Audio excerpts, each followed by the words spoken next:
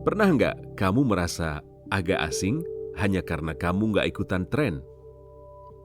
Semua orang bikin konten yang sama, semua orang pakai outfit yang sama, semua orang ikutan challenge yang sama. Dan kamu cuma duduk, melihat, nonton, kemudian dalam hati kamu bilang, kayaknya ini bukan gue banget. Lalu muncul pertanyaan kecil yang mengganggu, aku kayaknya agak aneh ya. Tenang, belum tentu. Justru bisa jadi itu adalah tanda kamu punya kekuatan mental yang gak semua orang punya. Dalam dunia psikologi, ada istilah untuk orang yang gak mudah kebawa arus. Namanya non-konformitas atau non-konformis. Maknanya sederhana, kamu gak otomatis menyesuaikan diri hanya karena banyak orang melakukannya. Bukan karena ingin terlihat beda, bukan karena ingin dianggap unik, tapi karena kamu memang memilih dengan sadar. Dan ini penting, karena penelitian tentang self-determination theory menjelaskan bahwa manusia yang sehat secara psikologis adalah manusia yang hidup dengan motivasi otonom. Mereka bergerak bukan karena tekanan sosial, bukan karena takut ketinggalan, bukan karena haus validasi, tapi karena memang itu selaras dengan nilai dirinya. Dalam bahasa sederhana, mereka punya kendali atas hidupnya. Dalam psikologi, ini berkaitan dengan sesuatu yang disebut dengan internal locus of control. Orang dengan internal locus of control percaya bahwa hidupnya ditentukan oleh keputusan dan sikapnya sendiri, bukan oleh algoritma, bukan oleh opini netizen, bukan juga oleh tren. Sekarang, mari kita lihat dari sisi komunikasi. Ketika seseorang selalu ikut tren, seringkali komunikasi yang dia lakukan bukan komunikasi yang otentik. Misalnya, ia bicara karena hanya ingin diterima orang. Ia posting sesuatu karena ingin diakui. Ia bereaksi karena takut dianggap nggak relevan. Komunikasinya didorong oleh kecemasan sosial. Sebaliknya, orang yang punya otonomi psikologis biasanya punya komunikasi yang lebih tenang, lebih terarah, dan lebih jujur.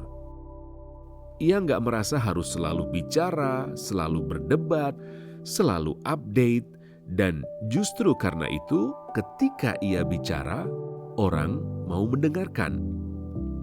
Kenapa? Karena komunikasinya nggak reaktif, tapi reflektif. Sekarang bayangkan sisi sebaliknya. Apa yang terjadi kalau seseorang terus-menerus memaksakan diri mengikuti tren? Dia mungkin terlihat update, terlihat gaul, atau relevan, tapi di dalamnya sering terjadi apa yang disebut dengan cognitive dissonance. Itu adalah kondisi ketika apa yang kita lakukan ternyata nggak selaras dengan apa yang sebenarnya kita rasakan. Misalnya, kamu sebenarnya nggak suka ikut sesuatu, tapi kamu paksakan ikut karena takut dianggap ketinggalan. Tubuh kamu bergerak mengikuti, tapi ternyata hati kamu menolak. Konflik kecil ini kalau terus-menerus terjadi, sangat melelahkan. Dan dalam komunikasi, ini sangat terasa. Orang bisa menangkap ketika seseorang tidak otentik. Nada suara berubah, ekspresi mikro berubah, bahasanya terasa dipaksakan. Karena komunikasi sejati selalu memancarkan keselarasan antara pikiran, emosi, dan kata-kata. Itulah mengapa otentisitas adalah kekuatan komunikasi yang paling mahal. Tapi aku ingatkan, hati-hati. Menjadi berbeda juga punya jebakan.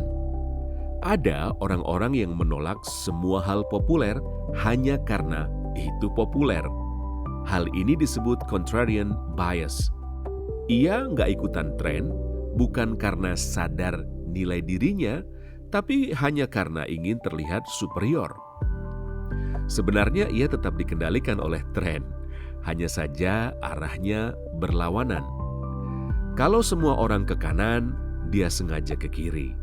Bukan karena kiri lebih baik, tapi karena nggak mau sama dengan yang lain. Ini juga bukan otonomi, ini namanya reaksi. Dan lagi-lagi, komunikasi yang lahir dari reaksi biasanya keras, sinis, dan defensif. Jadi kuncinya bukan selalu ikut arus dan juga bukan selalu melawan arus. Kuncinya adalah sadar arus, lalu memilih dengan tenang. Dalam komunikasi modern, ini disebut kesadaran diri atau self-awareness. Sebelum ikut tren, kamu bisa tanya, apakah ini sesuai dengan nilaiku? Apakah ini benar-benar yang ingin aku lakukan? Atau aku cuman takut ketinggalan? Karena ada fenomena yang sangat kuat hari ini, yaitu FOMO, Fear of Missing Out.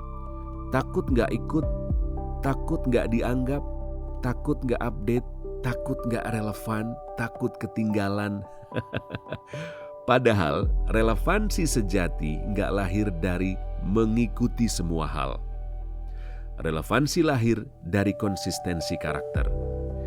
Dalam dunia personal branding, dan ini penting banget buat kamu yang berbicara di depan publik, orang yang terlalu sering berubah-ubah mengikuti tren akan sulit dipercaya. Hari ini A, besok B, lusa C. Audiens bingung, dia ini sebenarnya siapa sih? Sebaliknya, orang yang jelas value atau nilainya, jelas prinsipnya, mungkin nggak selalu viral, tapi ia stabil. Dalam komunikasi, stabilitas membangun kredibilitas.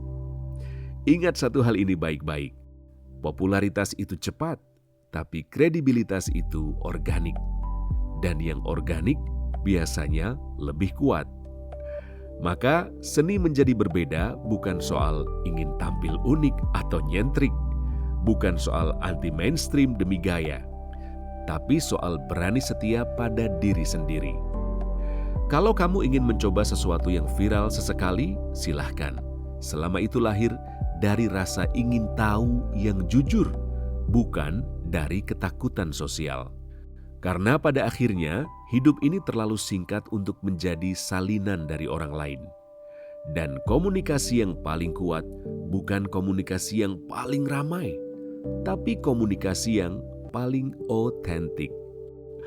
Jadi, kalau hari ini kamu merasa agak berbeda, nggak terlalu tertarik ikut tren dan lebih memilih berjalan dengan ritme sendiri, mungkin kamu bukan ketinggalan zaman. Mungkin kamu sedang membangun pondasi karakter. Dan pondasi selalu lebih penting daripada panggung. Terima kasih sudah meluangkan waktu untuk hadir. Kita mungkin gak selalu sepakat, tapi hari ini kita udah berusaha berada di satu frekuensi.